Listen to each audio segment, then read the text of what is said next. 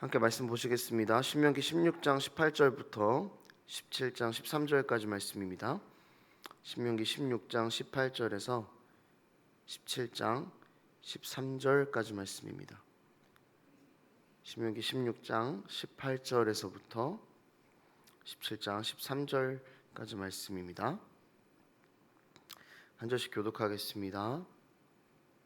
내 하나님 여호와께서 내게 주시는 각 성에서 내 지파를 따라 재판장들과 지도자들을 둘 것이요 그들은 공의로 백성을 재판할 것이니라. 너는 재판을 굳게 하지 말며 사람을 외모로 보지 말며 또 뇌물을 받지 말라. 뇌물은 지혜자의 눈을 어둡게 하고 의인의 말을 굳게 하느니라. 너는 마땅히 공의만을 따르라. 그리하면 내가 살겠고 내 하나님 여호와께서 내게 주시는 땅을 차지하리라.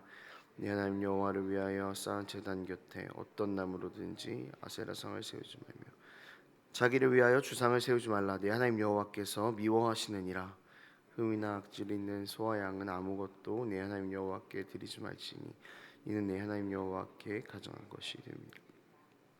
내 하나님 여호와께서 내게 주시는 어느 성 중에서든지 너희 가운데 어떤 남자나 여자가 내 하나님 여호와의 목전에 악을 행하여 그 언약을 어기고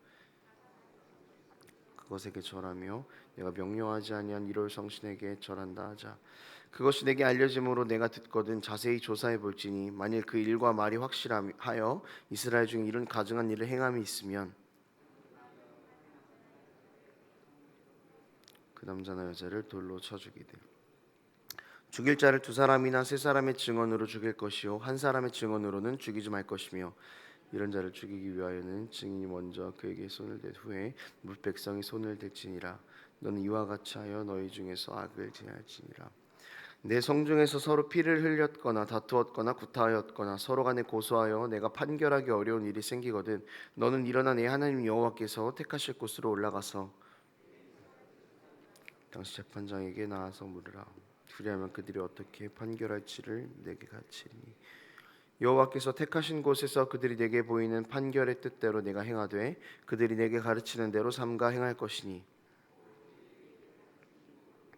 그들이 내게 말하는 판결대로 행할 것이요 그들이 내게 보이는 판결을 어겨 좌로나 우로나 치우치지 말 것이니라. 사람이 만일 무법하게 행하고 내 하나님 여호와 앞에 서서 섬기는 제사장이나 재판장에게 듣지 아니하거든 그 사람을 죽여 이스라엘 중에서 악을 제하여 버리라. 그리하면 온 백성이 듣고 두려워하여 다시는 무법하게 행하지 아니하리라. 오늘 본문은 재판관을 뽑을 때 어떤 기준으로 뽑아야 하고 또 그 재판관들이 어떤 덕목들을 가지고 그 나라를 다스려야 하는가에 대한 본문입니다. 6장 18절에서 또 17장 7절까지는 지방 재판관에 대한 규정이고요. 그 이유는 중앙 재판에 대한 이야기입니다. 이스라엘은 가나안 땅에 들어가게 되면은 지금과는 다르게 체계가 생겨날 것입니다. 국가라고 보기 어려운 이스라엘이지만 가나안 땅에 정착하게 되면은 국가의 모습을 갖추게 될 것이고 하나님께서는 이것을 조금씩 준비를 시켜가고 계신 것입니다. 그리고 오늘 본문 이 재판장이 해야 될 일들에 대한 이야기는 이스라엘을 운영하시는 하나님의 운영 방식이기도 합니다. 재판관들이 하나님의 뜻대로 재판을 하라라고 말씀하시는 것인데 결국 이것이 하나님께서 이스라엘을 다스리시고자 하는 운영 원리를 담고 있다라는 것이죠.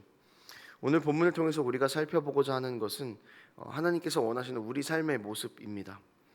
재판장들에게 요구하시는 것이기도 하지만 우리도 역시 재판관들처럼 이 땅 가운데 살면서 하나님의 통치 원리를 드러내야 한다는 점에서 이 부르심의 목적이 같기 때문입니다.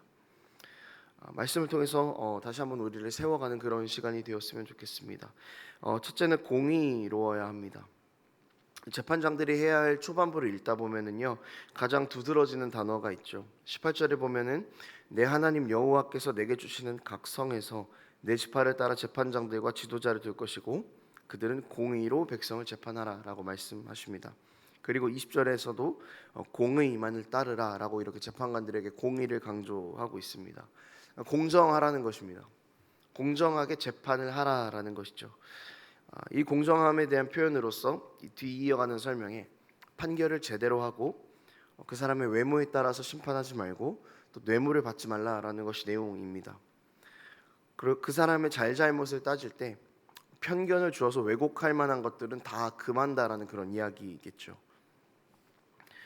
이스라엘이 왜 공정하게 통치를 해야 했을까요? 재판장들이 왜 이렇게 공정함을 가지고 통치를 해야 했을까요? 그러니까 너무 당연한 일이기는 한데요. 정확히 보면은 이스라엘에게는 부르심의 목적이 분명했기 때문입니다. 하나님께서 이스라엘을 부르신 것은 이 세상의 다른 민족들과 구별됨을 통해서 하나님을 드러내기 위함이었습니다. 그렇기 때문에 이스라엘의 이 공정한 재판은 어떤 재판관의 도덕적 수준이나 청렴을 드러내는 것이 아니라 궁극적으로는 공정하신 하나님을 드러내는 행위였기 때문이고, 이 재판장들의 공정한 재판을 통해서 그 주변 나라들이 하나님의 공정하심을 알게 될 것이기 때문에 그런 것입니다. 이것을 보면서 여러분, 우리의 모습을 한번 보게 되는 것이죠. 우리가 이 땅에 부르심을 받은 목적은 우리의 모습을 통해서 하나님을 드러내는 것입니다.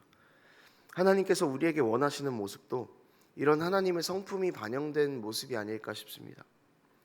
서로 사랑하고 또 정직하게 모든 일들을 행하면서 세상과는 다른 구별된 지점을 통해 하나님의 역할을 드러내는 그런 것입니다. 특히 교회에 대한 부분들을 보면 더 그렇습니다.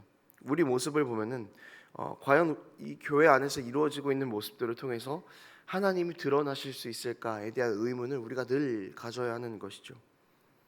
이 교회 안에서 모든 일을 공정하게 행하고 있는지, 공정하게 사람을 대하고 있는지, 이런 모습들을 우리가 계속해서 보면서 확인해야 된다는 것입니다. 특히 우리가 어떤 것을 판단하는 기준은 공정과 공의보다는 그저 세상의 판단 기준대로 판단할 때가 많고 내 이익에 따른 판단들이 대부분입니다. 교회 안에서도 역시 마찬가지입니다. 이 교회 안에서 정말 공정하게 의사결정이 이루어지고 있는지, 공정한 기회가 교회 내의 많은 사람들에게도 적용이 되고 있는지에 대한 부분들을 보면서 우리는 교회도 역시 공정하고 투명해야 한다라는 것을 생각해 볼 수 있겠습니다. 공정하지 못한 모습들 때문에 한국 교회가 지탄을 받을 때가 있습니다. 은혜라는 구름으로 공정하지 못한 것을 가려버리고 마치 그것이 하나님의 뜻인 것처럼 주장할 때가 있습니다. 우리 개인도 그렇고 우리 교회도 그렇고 이런 모습들을 다 내려놓고 회개해야 하는 것이죠. 특별히 교회는 사회보다 훨씬 더 공정하게 모든 일들을 치러내야 합니다. 그래야만 구별됨으로 교회를 통해서 하나님이 세상 가운데 드러날 수 있는 것이죠. 두 번째로는 바른 예배에 대한 것입니다. 17장부터 보면은요, 그냥 계속해서 우상에 대한 이야기를 하고 있죠. 우상을 섬기지 말고 하나님을 예배하고 이런 이야기들을 하고 있습니다. 이 가나안 땅은요, 우상이 가득했던 땅이었습니다. 그래서 가나안의 전공 목적 자체가 그 땅에 죄가 찼기 때문에 그것을 심판한다라는 것이 이유였죠. 이스라엘 백성들이 그 죄가 가득한 땅, 우상이 가득한 땅에 들어가서 누구를 예배하느냐는 그 민족의 정체성을 드러내는 가장 중요한 일이었습니다. 이스라엘 백성이 우상을 섬기게 된다면은 구별됨에 실패한 것이죠. 그 가나안 땅에서 살고 있는 신들을 똑같이 섬긴다면 이스라엘이라는 그 나라 자체는 사실은 아무런 의미가 없다는 것입니다. 부르심의 목적이 드러나지 않는다는 것이죠. 그렇기 때문에 하나님께서 이스라엘을 부르신 그 목적에 따라 이스라엘 백성들은 가나안 땅에서 하나님만 예배해야 했습니다. 우리도 역시 이런 것을 보면서 하나님을 예배하는 것을 늘 신경 쓰고 늘 조심해야 하는 것입니다. 교회가 매일 새벽마다 예배드리고요, 수요일마다 예배드리고요, 주일마다 예배드리고 있는데 우리가 예배를 해야 된다라는 말이 조금 앞뒤가 맞지 않는 말처럼 느껴질 수가 있습니다. 하지만 생각해 보면 우리가 드리는 모든 예배들은요, 수많은 우상과의 싸움입니다. 하나님보다 더 소중한 것을 밖에 두고 나왔다는 이유만으로 계속 그것이 생각나서 예배에 집중하지 못하거나, 찬양팀의 찬양이 좀 틀린 것 같아서 거슬려서 예배드리지 못한다거나, 나랑 다툰 사람이 앉아 있어서 그 사람을 신경 쓰느라 예배하지 못했다거나, 예배 후에 회의해야 되는데 할 게 많은데 이런 것들을 생각하느라 예배하지 못한다거나, 여러분, 하나님만 온전하게 받으셔야 할 예배에 이미 수많은 우상들이 존재하고 있습니다. 그렇게 우리는 정말로 온전한 예배를 하나님께 올려드려야만 하는 것이죠. 예배는 우리의 정체성입니다. 하나님의 백성이라는 그 정체성에 다른 정체성이 섞여 들어갈 수는 없습니다. 우리는 하나님의 백성이지만 세상 사람입니다라는 이런 정체성은 맞지 않는다는 것이죠. 우리는 예배하는 사람인지 이것들을 늘 돌아보면서 하나님 나라 백성의 정체성을 늘 권고하게 해 나가야 할 것입니다. 마지막 세 번째는 죄에 대한 단호함입니다. 8절 이하는 중앙재판 규정입니다. 그러니까 판결하기 어려운 문제들을 지방재판관이 가지고 오면 그것에 대해서 중앙에서 재판을 하는 그런 시스템입니다. 중앙재판에서는 판결에 대해서 복종할 것을 이야기합니다. 그리고 무법한 행위를 하거나 이 재판장의 말에 불복한 사람은 죽이도록 그렇게 명령을 했습니다. 죄에 대해서 굉장히 단호한 태도를 하고 있는 것이죠. 여러분, 우리는 죄에 대해서 굉장히 단호한 태도를 가져야 합니다. 죄가 늘 우리 가운데 들어오지 못하도록 기도하고 또 기도하면서 우리 안의 죄들을 멀리 해야 하는 것입니다. 우리 안에 밀고 들어오는 죄들은요, 우리의 틈을 계속해서 보고 있습니다. 그리고 우리가 틈을 내면은 바로 그 가운데로 들어오게 됩니다. 그렇게 이 죄의 모습들을 끊어낼 때 우리는 어중간해서는 안 될 것 같습니다. 그러니까 단호하게 끊어내야 할 것 같습니다. 하나님의 백성의 모습과 죄를 짓는 모습은 어울리지 않습니다.